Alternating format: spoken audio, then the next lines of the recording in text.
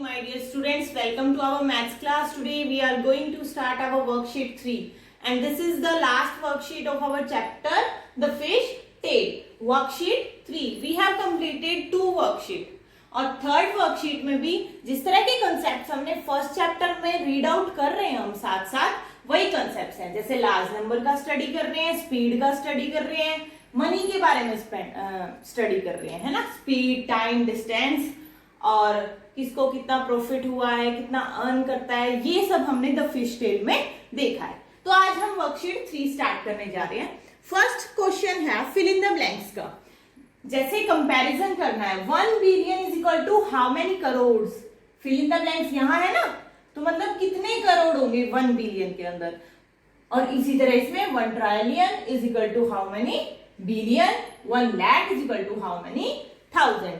तो इसके लिए हमने लास्ट जो फर्स्ट वर्कशीट थी उसमें भी कंपेयर किया था। हमें क्या करना होगा, इंडियन और इंटरनेशनल सिस्टम के अकॉर्डिंग प्लेस वैल्यू चार्ट बनाना पड़ेगा पहले, ठीक है।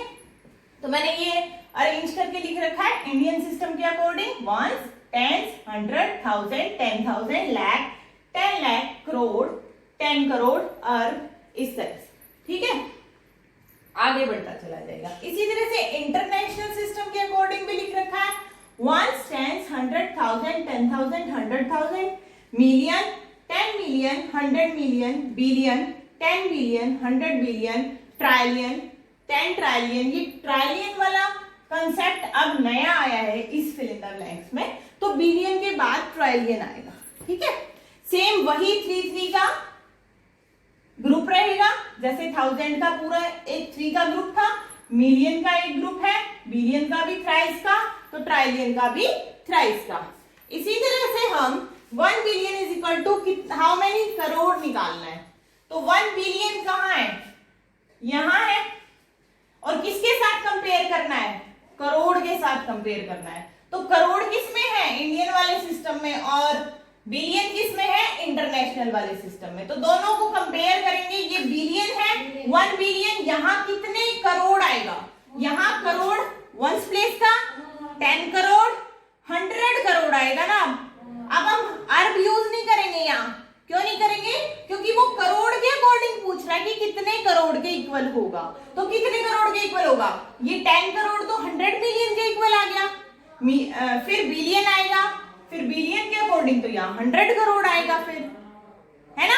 तो करोड़ के अकॉर्डिंग देखना है तो हम करोड़ के अकॉर्डिंग ही लिखेंगे। अगर यहाँ अरब होता तो अरब के अकॉर्डिंग लिखते, वंस का, टेंस का। मान लो अरब होता, यहाँ अरब होता तो सीधा ए आता, यानी 1 अरब लिख देते, ठीक है। लेकिन अब करोड़ लिख रखा है तो करोड़ को देख के कंपेयर करना है, तो कितना आएगा 100 करोड़, ये आ गया। 1 billion is equal to 100 crore. Next 1 lakh 1000, 1 lakh में कितने थाउजेंड होते हैं, 1 लाख। अब ये तो सेम इसी एक ही प्लेस वैल्यू चार्ट में कंपेयर कर रहा है इंडियन सिस्टम के अकॉर्डिंग ही। तो 1000, 10,000, अब यहाँ कितना आता, लाख को ही कंपेयर करना है। हम प्लेस वैल्यू बनाते हैं तो इस तरह से, लेकिन 1000 कितने होंगे फिर 1 लाख में, तो कितने होंगे 100,000 होंगे, ओके। इसी तरह से अगर 10 लाख में पूछ ले तो 1000 होते, यहाँ वंस पे 10,000, 100,000, 1000, ठीक है। कितने थाउजेंड होंगे, अगर 10 लाख का पूछे तो 1000 और लाख का पूछा है तो 100। Next is 1 trillion is equal to dash billion, कितने बिलियंस होंगे।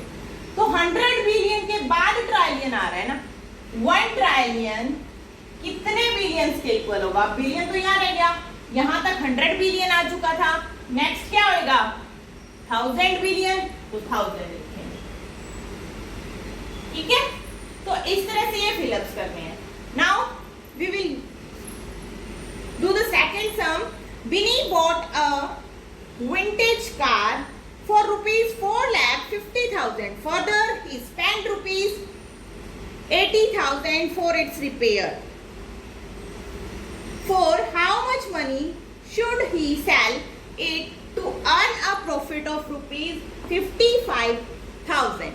तो इसको कैसे करेंगे, देखो ये भी ये जैसे हम पहले भी डिस्कस कर चुके हैं कि मैथमेटिकल कंसेप्ट्स को हमारी डेली लाइफ में यूज किया जा रहा है। अब बिनी ने एक कार खरीदी है इतने रुपए की, कितने की? 4,50,000।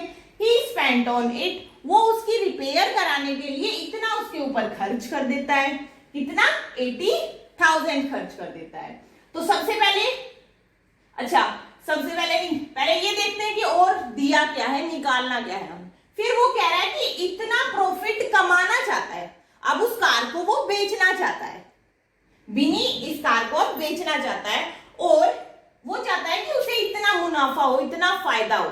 ठीक है, 55,000 रुपए का फायदा हो। तो वो पूछ रहा है कि कितने रुपए में फिर उसको कार बेचनी चाहिए, मतलब वो अगले कस्टमर से कितने पैसे मांगे कि उसको इतने रुपए का फायदा हो जाए। ठीक है, तो कैसे करेंगे? मतलब इसके लिए तो हमें पहले टोटल खर्च पता करना पड़ेगा कि कितने रुपए खर्च किए उसने उस कार पे, है ना। इतने की खरीदी है, इतना उसके ऊपर स्पेंड कर दिया, टोटल मनी कितना खर्च कर दिया फिर इसने, दोनों को ऐड कर देंगे। और ऐड करने के लिए हमने देखा था कि इनकी प्लेस वैल्यूज सेम जगह पे होनी चाहिए। 4 5 0 0 0 0। ठीक है, फिर 80,000। ये आप इसके नजदीक भी लिख सकते हो, ये दूर इसलिए लिख दिया क्योंकि एडिशन इतना जल्दी हो जाएगा अब यहाँ। ठीक है, वैसे सिंपल एडिशन है, डायरेक्ट भी कर सकते हैं। 8 और 5 13, 3 1 कैरी, 4 and 1 5। ठीक है, तो रुपीज 5,30,000 लग चुके हैं उसके, और उसे पैसा टोटल कितना चाहिए, प्रॉफिट कितना चाहिए? 55,000 का। हमें ये बताना है कि कितने में सेल करे।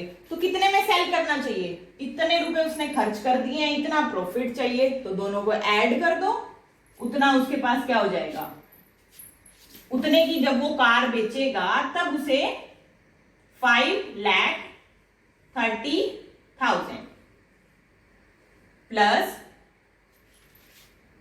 55,000 दोनों को ऐड कर दो।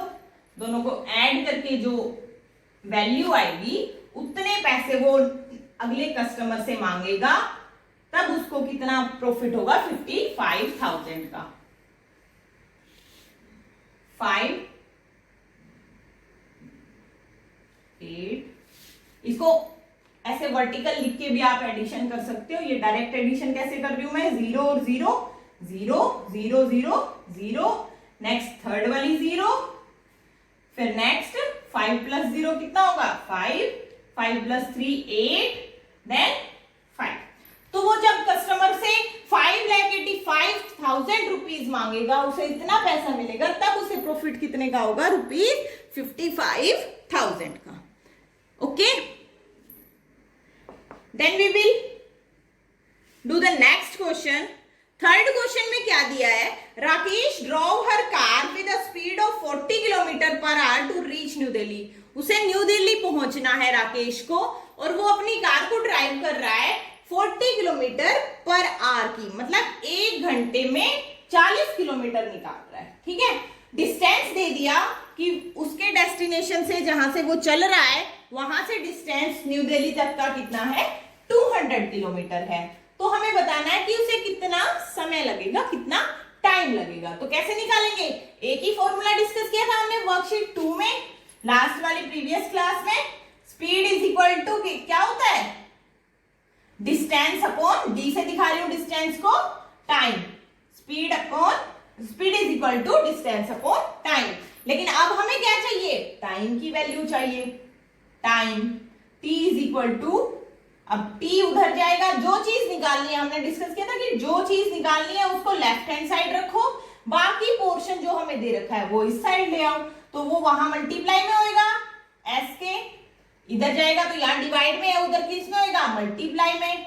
अब s को इधर लेके आएंगे तो ये यहाँ मल्टीप्लाई में है, तो यहाँ होएगा डिवाइड में। अब फॉर्मूला लगा दो, d कितना है? 200 किलोमीटर डिवाइड बाय स्पीड कितनी है? 40, तो ये टाइम आ जाएगा, कैंसिल। 5 आवर्स में वो कहां पहुंचेगा?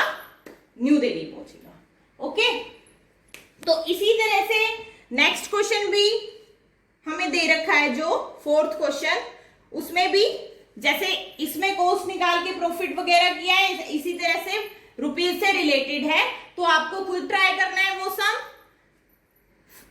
सो today you have to do 1 to 4 sums of worksheet 3. Thank you and have a nice day.